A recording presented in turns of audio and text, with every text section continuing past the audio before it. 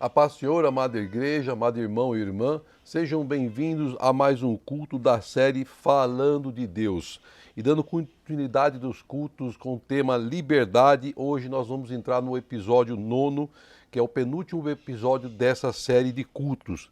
Se você perdeu algum dos cultos passados ou episódios passados, basta você ir lá no canal do Ministério Folha em Branco, no YouTube, lá dar um clique, assistir, compartilhe também esses cultos com seus conhecidos, com parentes, com a família, para que todos também sejam abençoados. Não se esqueça, todas as quartas-feiras, às 18 horas, nós ministramos um culto especial para nossas vidas, para o alimento do nosso coração, da nossa alma. Participe, compartilhe, fale com os seus conhecidos, para que você possa também ser um missionário do Senhor, levando a palavra de Deus àquele que tanto precisa, a palavra que cura, que liberta e que transforma. A sua participação é extremamente importante para a obra de Deus. Amém? Glória a Deus. Eu quero fazer uma introdução de uma pesquisa que eu fiz e eu achei um relato muito interessante de uma pessoa que eu não consegui identificar o nome, mas que ela dá um exemplo, assim, realmente bem interessante mesmo, de por que uma pessoa ela acaba sendo condenada a uma determinada situação, ou condenada pelos seus pecados, né? Porque ela rejeita a graça oferecida por Deus. E ele faz então, conta uma história exemplificando, né? E deixando o alerta de que nós não devemos rejeitar a salvação de Cristo. Ele começa a história dizendo assim: essa história relata a vida de um jovem preso nos Estados Unidos e que estava na fila da morte devido aos seus crimes. E nos Estados Unidos, o governador do estado, ele tem a autoridade para perdoar um criminoso e tirá-lo da fila da morte. Ele não perdoa os seus atos, mas ele pode perdoar para que tire ele da fila da morte. Então o governador desse estado resolveu dar o perdão a esse jovem. Só que ele faria isso pessoalmente, o que é uma coisa que não é costume o governador fazer isso pessoalmente. Mas ele coloca uma roupa de pastor. Nos Estados Unidos é muito comum o pastor usar aquelas roupas com a gola fechada, né, sem colarinho, e com normalmente um blazer. Então ele se veste dessa forma, ele pega uma Bíblia e no meio da Bíblia ele coloca a carta de perdão. E ao chegar na prisão, né, como um pastor, e com a carta de perdão no meio da Bíblia, ele vai até a cela onde estava esse jovem e diz: eu tenho algo nessa Bíblia para você. O jovem não quis nem ouvir o que o pastor ou o governador de pastor, né, tinha para entregar, e ele então começa a xingar, a cuspir e a ameaçar em agredir aquele pastor. E as suas ameaças e gritos fizeram com que o governador, então de pastor, fosse embora, deixasse aquele jovem e não entregasse a ele a carta de perdão.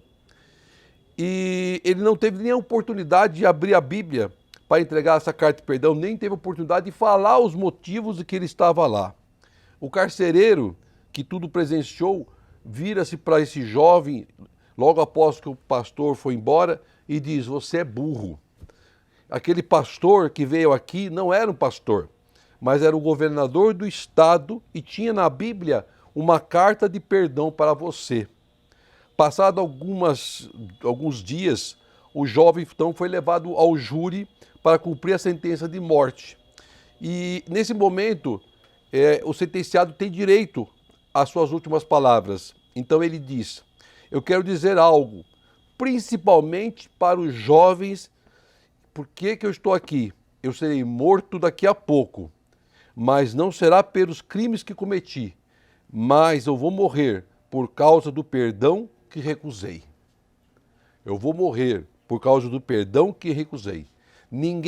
Conclusão, ninguém vai para o inferno por causa dos pecados que cometeu, mas pela graça que recusou. Negar a palavra, negar a Cristo, nos condena à morte, a morte de espiritual, a morte de corpo. Amém?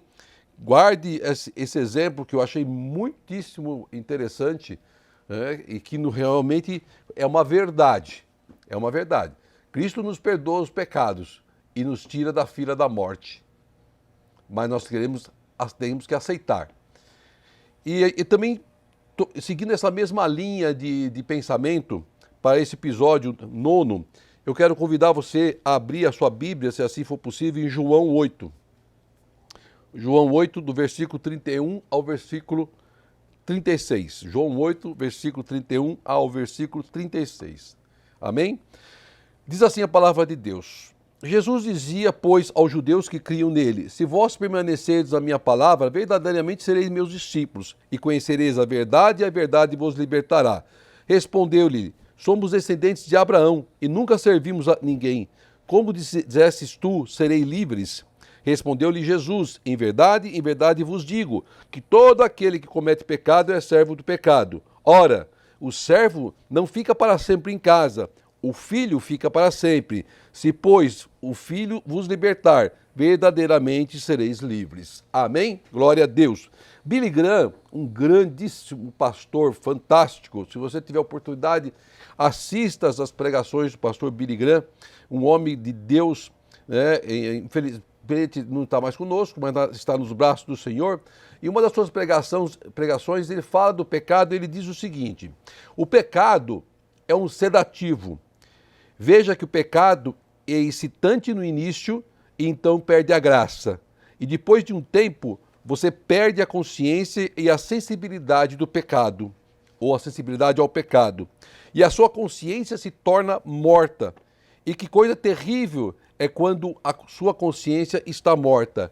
Quantos de vocês, quando ouvem o Evangelho, há anos atrás, ficavam com lágrimas nos olhos? A palavra de Deus tocava em sua consciência. Agora você pode ouvir a pregação do Evangelho e nem se importa mais. Você apenas desliga. Há um sono, a Bíblia diz, um sono até a morte, um sono espiritual, que é produzido pela prática prolongada do pecado, que mata a consciência, endurece a consciência. Verdadeiramente essa palavra, ela nos mostra o quão mal é o pecado para nossas vidas, o quão mal o pecado nos deixa adormecidos, anestesiados. Quantos não percebem isso acontecer em suas vidas? O pecado, ele anestesia a mente a ponto de tirar de nós todo e qualquer sentimento, amor, desejo de estar com Cristo, de ouvir a palavra, de se alimentar da palavra, de congregar. Ele tira aos poucos esse desejo como uma enfermidade. E é exatamente isso que ensina a palavra em João 8 que nós acabamos de ler. E a palavra nos alerta para o risco de nós nos tornarmos escravos do pecado. O homem tem uma ideia errada, muitas vezes, do poder do pecado. Achamos que pecado só se resume em adultério, em matar ou grandes mentiras. Pecadinhos ficam fora dessa lista. Mentiras pequenininhas não valem, não fazem parte do pecado. Engana-se, os que aparentam serem menores são os mais perigosos, irmão e irmã. Muitos cristãos praticam os pecadinhos, copiam o ímpio como se fosse uma coisa normal, sem importante. Acha que não haverá condenação, dá um jeitinho para não ser multado, sonegar o imposto de renda, subornar para tirar CNH, ocultar determinados assuntos da esposa e vice-versa, entre outros. Achamos que tudo isso é normal, que faz parte da nossa vida. Vamos jogando tudo para debaixo do tapete. Ninguém vai saber, ninguém vai ver. Engano. Cuidado. Cuidado. Porque aí é a porta para Satanás entrar em nossas vidas. O pecado é um vírus que invade o nosso corpo, nossa mente. E muitas vezes sem percebermos.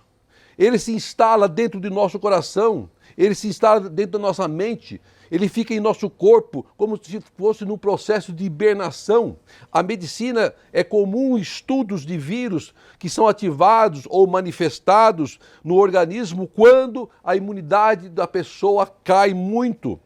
Ela fica mais fraca, ela fica mais exposta fisicamente. Passamos por uma pandemia onde milhares de pessoas foram atingidas pela Covid, algumas com sintomas fortes, que acabaram até sucumbindo pela doença, outros assintomáticos, não sentiram nada. Como explica isso? O organismo é mais forte e resistente em um do que no outro. É a mesma coisa em relação ao pecado.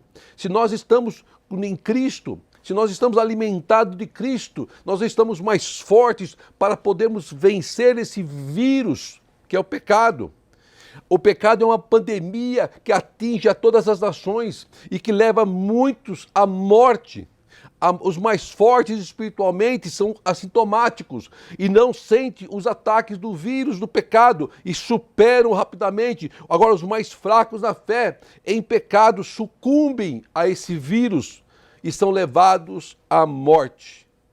E a única vacina capaz de nos proteger, nos deixar imunes desse vírus tão terrível, é a graça de nosso Senhor Jesus Cristo. Por isso que a palavra diz lá, no versículo 31, Jesus dizia: pois aos judeus que criam nele, se vos permanecerdes na minha palavra, verdadeiramente serão meus discípulos, e conhecereis a verdade, e a verdade os libertará.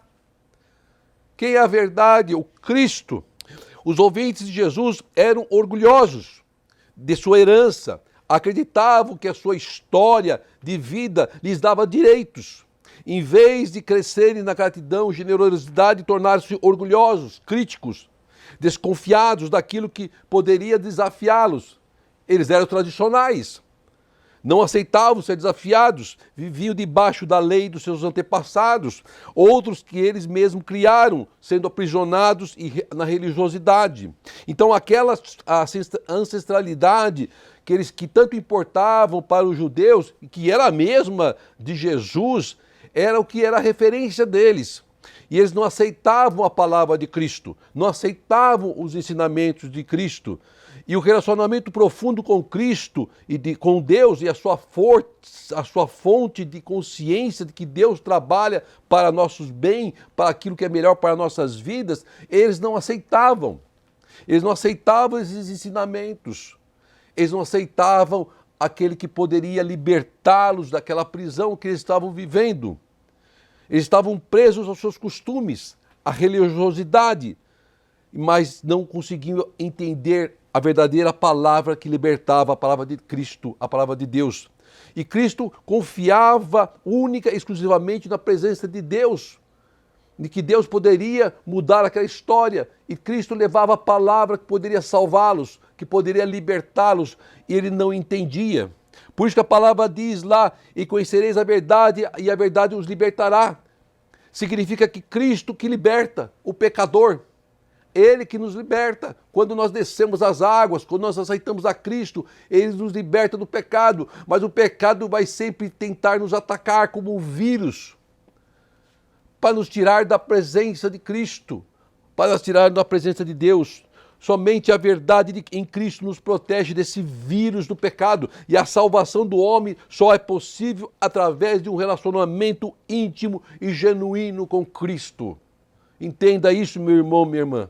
Foi o próprio Filho de Deus que declarou: e conhecereis a verdade, e a verdade os libertará. Isso aconteceu durante o discurso que ele fez perante os judeus no templo. Também está relatado lá em João 8,12. Nesse discurso ele defende a sua missão e autoridade, e ele diz assim: falou-lhes, pois, Jesus outra vez, dizendo: eu sou a luz do mundo, quem me segue não andará em trevas, mas terá a luz da vida. Eu sou a luz do mundo. Cristo é a luz que nos conduz, que ilumina o nosso caminho, que nos guia para dias melhores, que batalha a nossa luta. Esse é o Cristo. Quando o apóstolo João registrou esse momento tão maravilhoso de Cristo, as palavras aqui descritas, percebemos claramente o estado de escravidão espiritual em que encontrava aquelas pessoas. Aquela multidão. Ali no meio tinha todo tipo de pessoas, do mais simples ao mais culto, do mais simples ao mais poderoso. mas eles não conseguiam compreender, porque eles viviam numa escravidão espiritual, numa escuridão espiritual. Não importava para Cristo qual era o grau de conhecimento ou qual era o status daquelas pessoas. O que importava é que eles fossem salvos.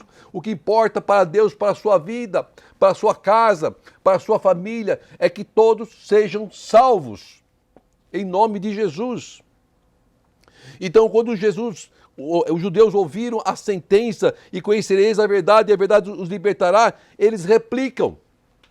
Eles contestam. Lá no versículo 33 de João 8, somos descendentes de Abraão, jamais fomos escravos de alguém, como dizes tu, sereis livres. Eles não conseguiam compreender. Ao dizer jamais fomos escravos, obviamente os judeus não estavam se referindo à sua história política ou social do povo de Israel, mas à sua vida como descendentes de Abraão. E a Bíblia mostra que os israelitas foram escravos do Egito, como foram escravos muitas vezes de outros povos, mesmo sendo descendentes de Abraão. E agora estavam vivendo uma outra escravidão, de costumes, de religiosidade. Por isso que eles se sentiram ofendidos com a declaração de Cristo. Mas o que Deus queria dar para ele era uma salvação verdadeira, que transformaria a vida deles, que os libertaria dessa escravidão, dessa cegueira espiritual. E é o que Deus quer para nossas vidas, nos tirar da cegueira espiritual, nos tirar da escravidão que o mundo nos envolve, do pecadinho, que se torna daqui a pouco uma corrente presa em nossos braços, nossas pernas. Lá em Gênesis 17:7, fala exatamente dessa aliança, a qual Abraão teve com Deus. Mas espera aí, Abraão de geração em geração, sim, mas Abraão teve uma intimidade profunda com o Senhor, e aquele povo não tinha essa mesma intimidade profunda com o Senhor. Deus quer que nós tenhamos, sim, a mesma promessa de Abraão, mas com uma intimidade profunda com o Senhor. E conhecereis a verdade, e a verdade os libertará. Eles ficaram irritados, porque não tinham entendimento do que Jesus estava dizendo ou ensinando. Mas nós temos esse entendimento, nós temos esse conhecimento, e nós temos que viver a palavra de Cristo, temos que viver a promessa de Deus. Se vos permaneceres na minha palavra, sois verdadeiramente meus discípulos. A resposta está aqui. Sois verdadeiramente meus discípulos. Você já parou e se autoavaliou e se perguntou, eu sou verdadeiramente um discípulo de Cristo? Você é um discípulo de Cristo? Escreve para a gente lá no chat, eu sou um discípulo de Cristo. A resposta está no próprio versículo. Se vos permaneceres na minha palavra, cumprir a palavra, todo o segredo está na palavra. Através da palavra Deus fala conosco, através da palavra Deus profetiza conosco, através da palavra Deus revela para nossas vidas, através da palavra Deus liberta, através da palavra Deus cura, através das palavras a transformação, através da palavra a libertação. Todo o segredo está na palavra, e nos alimentarmos da palavra. Se verdadeiramente onde você está se prega a palavra, se alimente dela. Não perca essa oportunidade. Deixa o celular de lado, deixa lá as outras coisas de lado e se alimente dessa palavra preciosa que Deus nos dá todos os dias, com excelentes pregadores, para que se fortaleça a sua vida e você consiga vencer o pecado. Para aqueles homens, essa condição era uma ofensa. Eles estavam diante de uma revelação especial de Deus, mas não conheciam a verdade, porque estavam cegos. E somente através de Cristo é que nós podemos ser conduzidos à verdadeira libertação. O próprio Cristo diz, eu sou o caminho, a verdade e a vida. Em João 14,6, não há outro caminho, não há outro meio de você conseguir a sua liberdade. Somente Ele pode nos levar à liberdade, somente Ele pode nos levar à promessa de vida eterna. Em João 18, versículo 37, o seguinte texto: eu para isso nasci e para isso vim ao mundo, a fim de dar testemunho da verdade. Todo aquele que é da verdade ouve a minha voz. Se você ouve a voz do Cristo, você está na verdade. Você está em intimidade com o Senhor e conhecerá a verdade, e a verdade o libertará. Esse é o grande segredo. Essa pessoa de fato conhece a verdade de forma experimental. Ela vive e pratica o Evangelho. E somente através de Cristo saímos desse jugo da culpa do pecado. Somos lavados, lavados e somos libertos pelo sangue do Cordeiro. Quando o apóstolo Paulo, o grande apóstolo Paulo, diz aquelas palavras que balançam a nossa vida, o nosso ser, de alguém verdadeiramente cheio do Espírito Santo, cheio de fé, cheio do poder, lá em Filipenses 1:21, e ele relata, e ele afirma, porque para mim viver é Cristo, e o morrer é ganho, ou morrer é lucro, em outras traduções. Para mim o viver é Cristo. Esse é o verdadeiro exemplo de um homem liberto do velho homem, das cadeias do pecado, dos enganos do pecado, da vontade do mundo, liberto da vontade da carne. É o exemplo que ele nos deixa e é o exemplo que nós temos que ter para nossas vidas. Deus quer nos usar de forma especial, milagrosa. E a liberdade virá através da vontade de Deus e da ajuda do Senhor em nossas vidas. Não olhe para Cristo. Ele é o autor de todas as coisas. É Ele que vai te entregar a verdadeira liberdade. Não perca essa oportunidade que Deus coloca em nossas mãos, através dos ensinamentos da sua palavra, da palavra revelada. Seja um vencedor e livre em Cristo Jesus. É que eu peço para a sua vida em oração, para a sua família. Medite nessa palavra e você será liberto em nome de Jesus. Oremos ao Pai. Querido e amado Deus, quero te agradecer por essa palavra abençoada, Senhor, e que nos ensina que o pecado é uma doença terrível, um vírus que ataca toda a humanidade, Senhor amado. Muitas vezes ele fica como incubado em nossa mente e nosso coração. E quando nós nos enfraquecemos, ele vem com toda a força para tentar nos destruir e nos levar à morte. Mas é a palavra do Senhor, é a verdade que nos liberta, é a verdade que tu nos deixaste, Pai, que conhecereis a verdade e a verdade nos libertará. É esta palavra, Pai amado, a qual nós queremos enraizar em nossos corações, em nossa mente e nossa vida. Que possamos ser verdadeiramente libertos, Pai, dessa doença terrível que é o pecado. Eu peço que o Senhor visite cada um que está assistindo a este culto, Senhor. A cada um que está clamando por algo, Senhor, ao teu trono. Visita, Pai, entra com a providência, em nome de Jesus. É que eu te peço hoje e sempre. Que o grande amor de Deus, a graça de nosso Senhor e as doces consolações do Espírito Santo esteja com todos, hoje e sempre. Amém e amém. Glória seja dada a ti, Senhor.